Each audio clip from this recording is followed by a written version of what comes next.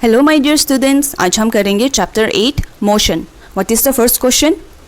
When is an object said to be at motion? An object is said to be at motion when its position changes with time. मतलब एक object motion में कब होता है? जब उसका position time के साथ चेंज होता है। ओके, फॉर एग्जांपल अभी एक ऑब्जेक्ट है पोजीशन ए पर, अभी आफ्टर 1 आवर उसका पोजीशन हो गया बी पर, तो उसका मतलब उसका पोजीशन चेंज हुआ ना, तो हम कहेंगे वो ऑब्जेक्ट मोशन में है। हाउएवर अगर वो ऑब्जेक्ट पोजीशन ए पे है और आफ्टर सम टाइम वो पोजीशन ए से हिला नहीं है, तो हम उसे क्या कहेंगे? The object is at rest और is at stationary. Okay, stationary पे है या फिर हम रेस्ट पे है वो भी बोल सकते हैं। We describe the location of an object by specifying a reference point. Motion is relative. इसका मतलब क्या है? मोशन को हम किसी और ऑब्जेक्ट के साथ कंपेयर करके डिफाइन करते हैं। ऑलराइट, इसीलिए हम कहते हैं मोशन इज रिलेटिव।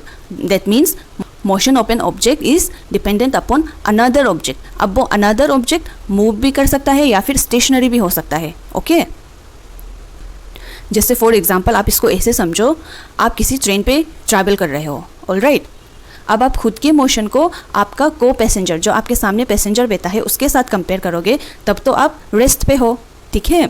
या फिर अगर आप खुद का मोशन को ट्रेन के साथ कंपेयर करोगे जो कि मूव में है, जो कि मोशन में है, तब भी आप रेस्ट पे हो। Alright,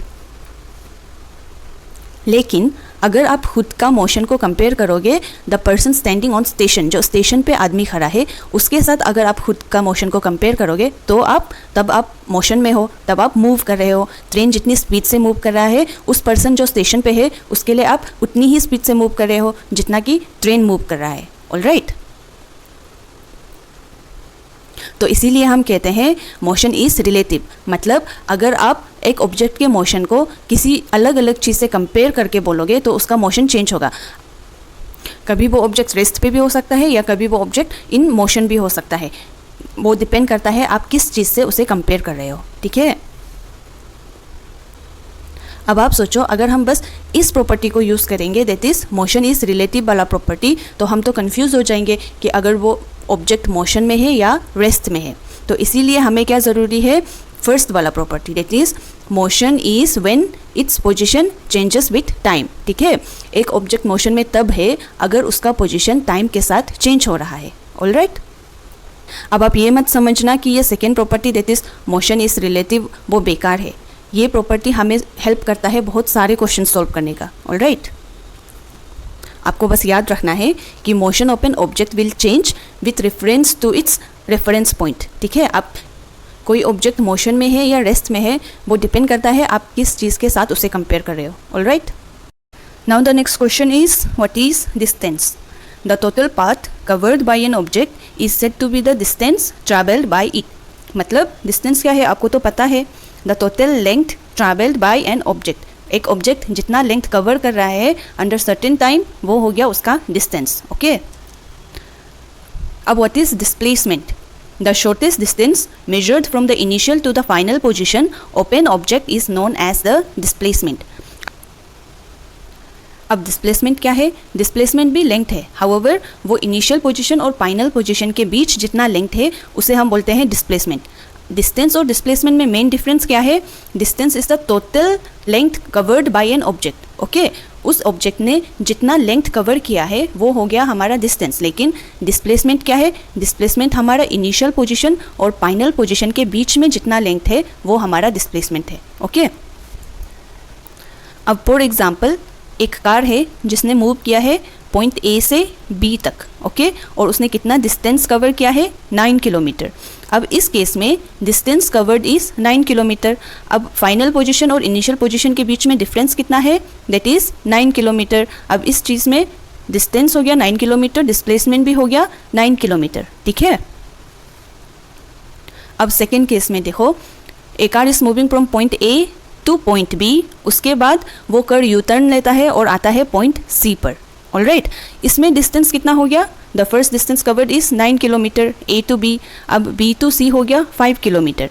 in this case distance will be 9 kilometre plus 5 kilometre, that is 14 kilometre. Okay, लेकिन डिस्प्लेसमेंट कितना होगा? Distance between point A and C, that is initial position and final position के बीच का डिस्टेंस, दैट इज 4 किलोमीटर।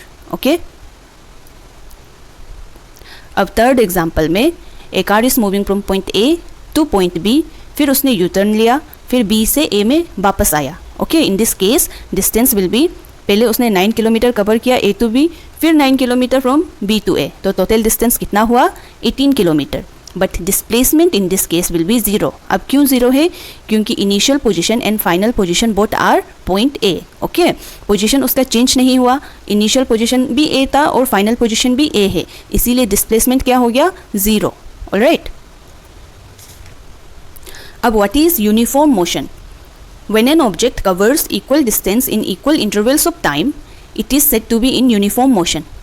मतलब जब कोई object equal distance equal intervals of time में कवर कर रहा है उसे हम यूनिफॉर्म मोशन कहते हैं। अब इंटरवल्स ऑफ टाइम क्या है? एक टाइम से एक टाइम के बीच का डिफरेंस कितना है। अब इक्वल इंटरवल्स ऑफ टाइम कब होगा? जब किसी एक टाइम और दूसरे टाइम के बीच का गैपिंग सेम होगा। ओके, फॉर एग्जांपल यहाँ में 0 to 1 इनका बीच का गैप है 1 आवर, 1 to 2 1 आवर, 2 to 3 के बीच का गैप 1 आवर, 3 to 4 के बीच का गैप हो गया 1 hour. Okay, this is called equal intervals of time. ठीक है, अब इन यूनिफॉर्म मोशन क्या होता है? With equal intervals of time कोई ऑब्जेक्ट इक्वल डिस्टेंस कवर करेगा। ऑलराइट, अब इस एग्जांपल में 0 to 1 के बीच का टाइम गैप हुआ 1 आवर। उस 1 आवर में एक ऑब्जेक्ट ने कवर किया 2 किलोमीटर्स। अब 1 to 2 वो भी है 1 आवर का गैप। अब इसके बीच में उस ऑब्जेक्ट ने डिस्टेंस कवर किया 2 किलोमीटर, और 2 से 3 के बीच में भी कवर किया 2 किलोमीटर्स, 3 से 4 के बीच में भी कवर किया 2 किलोमीटर्स। अब देखो इसमें with equal intervals equal distance is covered. ठीक है, इक्वल इंटरवल के साथ इक्वल डिस्टेंस भी कवर हो रहा है, हर घंटे के साथ 2 किलोमीटर्स डिस्टेंस कवर हो रहा है, तो उसे हम बोलेंगे यूनिफॉर्म मोशन। ओके,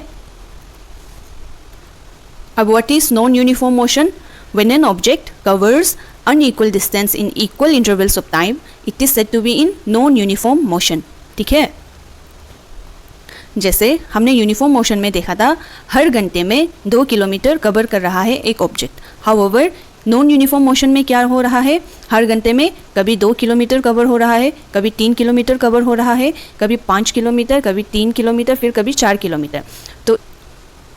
तो इन this case equal intervals of time है, बट डिस्टेंस जो कवर हो रहा है वो यूनिफॉर्म नहीं है, हर घंटा अलग अलग डिस्टेंस कवर हो रहा है। ओके, कभी इस ऑब्जेक्ट का स्पीड कम हो जाता है, कभी इस ऑब्जेक्ट का स्पीड बढ़ जाता है, जिसकी वजह से डिस्टेंस जो कवर हो रहा है वो हमारा यूनिफॉर्म नहीं है, सेम नहीं है। ओके, इसलिए हम इसे क्या कहते हैं? Non uniform motion.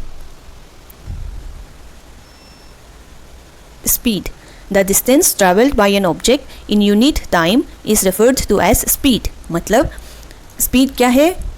पर सेकेंड, पर मिनट या फिर पर आवर में एक ऑब्जेक्ट कितना डिस्टेंस कवर कर रहा है वो उसका स्पीड है। ओके, अब उसका यूनिट क्या है? उसे हम मेजर कैसे करते हैं? इन मीटर पर सेकेंड। मोस्टली मीटर पर सेकेंड यूज़ होता है, लेकिन सेंटीमीटर पर सेकेंड या किलोमीटर पर आवर भी यूज़ हो सकता है। Okay, the next question is what is average speed? For non uniform motion the average speed of an object is obtained by dividing the total distance traveled by an object by the total time taken. मतलब average speed क्या है? अब uniform speed क्या था? Equal distance covered in equal intervals of time. Okay, अब average speed हम कब निकालते हैं? We do not calculate average speed in case of uniform motion. Alright, हम कब कैलकुलेट करते हैं एवरेज स्पीड? जब मोशन नॉन यूनिफॉर्म होगा, मतलब in equal intervals of time अगर नॉन यूनिफॉर्म डिस्टेंस कवर होगा तब हम कैलकुलेट करेंगे एवरेज स्पीड। ओके, अब एवरेज स्पीड क्यों कैलकुलेट करते हैं इसे आप ऐसे समझो। फॉर एग्जाम्पल, जब हम लड़कियाँ गर्ल्स जब शॉपिंग करने जाते हैं तो क्या करते हैं? मोस्ट ऑफ अब शॉपकीपर के साथ वो बार्गेन करेगी। अब शॉपकीपर कोई अमाउंट बोलेगा, फिर गर्ल्स कुछ अमाउंट बोलेगी, फिर शॉपकीपर कुछ अमाउंट बोलेगा, फिर गर्ल्स कुछ अमाउंट बोलेंगे। लास्ट में कंक्लूजन क्या बोलेगा गर्ल्स? ओके भैया, ना आपका ना मेरा, we will keep it in mid. Okay, हम कुछ मिडिल अमाउंट डिसाइड करते हैं जहाँ ना आपका लॉस होगा ना मेरा लॉस होगा, तो वो मिड अमाउंट क्या है? एवरेज है। ऑलराइट, तो इसमें क्या है? इन नॉन यूनिफॉर्म मोशन वहाँ तो बहुत डिफरेंट स्पीड है। ओके, बहुत डिफरेंट स्पीड है उस ऑब्जेक्ट का, हर इंटरवल में वो अलग अलग डिस्टेंस कवर कर रहा है। ऑलराइट, तो हम क्या करते हैं? In order for a conclusion, ठीक है, हमें कुछ कंक्लूजन तो लेके आना पड़ेगा। So what do we do? We take the average, मतलब उस उन अलग अलग स्पीड्स का हम कोई मिडिल टर्म चूज़ करेंगे जिसको हम मानेंगे उसका average speed. Alright, average speed का मतलब बाकी सारे जितने स्पीड है उस वैल्यू के आसपास है सब कुछ। Alright, that value is the middle of the different speeds that is covered by that object. Okay, अब मैथमेटिकली हम एवरेज स्पीड को कैसे कैलकुलेट करते हैं? Average speed equals to total distance travelled by total time taken. Alright, now the next question is, what is velocity? Velocity is the speed of an object moving in definite direction. SI unit of velocity is meter per second. अब velocity क्या है? Velocity is nothing but speed. ठीक है, speed और velocity एक ही है, बस velocity में एक पॉइंट ऐड हो गया है कि हम स्पीड के साथ साथ उस ऑब्जेक्ट का डायरेक्शन भी देखते हैं। ऑलराइट, वेलोसिटी क्या है? Velocity is nothing but speed with direction. Okay, speed में हम बस क्या कर रहे हैं? उस ऑब्जेक्ट का मैग्नीट्यूड मेजर कर रहे हैं, मतलब उसका न्यूमेरिकल वैल्यू मेजर कर रहे हैं हम। ऑलराइट, वी से speed of this object is 30 kilometre per hour, और वी से 15 किलोमीटर पर आवर, और 20 सेंटीमीटर पर सेकेंड। हम ऐसे बोलते हैं उसका स्पीड को। We only specify the magnitude. However in velocity हम क्या करते हैं? हम डायरेक्शन को भी स्पेसिफाई करते हैं। ओके, दैट इज डायरेक्शन के हिसाब से वेलोसिटी नेगेटिव भी हो सकता है और पॉजिटिव भी हो सकता है। ओके, फॉर एग्जांपल आप मान लो आप घर से स्कूल जा रहे थे। ओके, आपको घर से स्कूल जाना है, आपने कोई स्कूटी पकड़ ली तो आप स्कूटी से स्कूल जा रहे हो। अगर आप स्कूटी से स्कूल जाओगे तो वो होगा आपका पॉजिटिव वेलोसिटी। ओके, वेलोसिटी मतलब स्पीड, स्कूटी का स्पीड। ऑलराइट, स्कूटी के स्पीड कहाँ जा रहा है? Towards the goal. गोल क्या है आपका? स्कूल। तो वो हो गया आपका पॉजिटिव वेलोसिटी।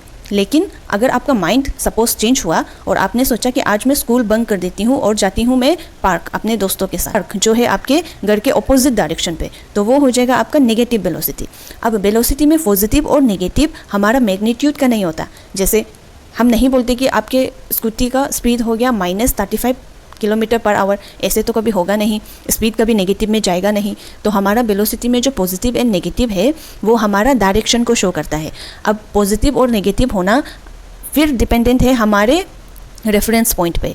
जैसे मोशन में पढ़ा था ना, रेफरेंस पे डिपेंडेंट है, वैसे ही वेलोसिटी भी आप पे डिसाइड करता है कि आप किस पॉइंट को पॉजिटिव मान रहे हो और किस पॉइंट को नेगेटिव मान रहे हो। ओके, बस आपको ये याद रखना है हमेशा कि positive and negative in velocity वो बस हमारा डायरेक्शन को स्पेसिफाई कर रहा है। हमारा मैग्नीट्यूड या फिर हमारा स्पीड, वेलोसिटी तो स्पीड है ना, तो हमारा स्पीड कभी नेगेटिव नहीं होता है। Okay, now the next question is, what is acceleration? Acceleration is the change in velocity of an object per unit time. मतलब acceleration change in velocity को बताता है with respect to time. Okay, velocity क्या था? Velocity is speed. Okay, velocity is simply speed. तो change in speed with respect to time क्या है? Acceleration. All right? अब रियल लाइफ में आप सोचो, इट इज़ नॉट पॉसिबल कि आप अपने कार को एक कांस्टेंट स्पीड पे चलाओ, एक यूनिफॉर्म मोशन पे चलाओ। ऑलराइट, आपको कभी ट्रैफिक मिलेगा, आपको कभी ख़राब रास्ता मिलेगा, आपको कभी अच्छा रास्ता मिलेगा, तो उसके हिसाब से आपका स्पीड कभी अप जाएगा, कभी डाउन जाएगा। ऑलराइट, आपका स्पीड कांस्टेंट नहीं रहेगा। तो इस स्पीड, ये चेंज इन दिस स्पीड को हम क्या बोलते हैं? एक्सेलरेशन। ऑलराइट, अभी एक्सेलरेशन पॉजिटिव भी हो सकता है एंड एक्सेलरेशन नेगेटिव भी हो सकता है। पॉजिटिव कब होगा? जब आपका स्पीड बढ़ेगा, और जब आप स्पीड को स्लो करोगे तो वो होगा आपका नेगेटिव एक्सेलरेशन। ओके, अब एक्सेलरेशन का मैथमेटिकल फॉर्मूला क्या है? Acceleration equals to final velocity that is denoted by v and initial velocity that is denoted by u, इनका difference divided by time. Okay, v minus u by t. Alright, अब SI unit of acceleration क्या है? Metre पर second square. Okay,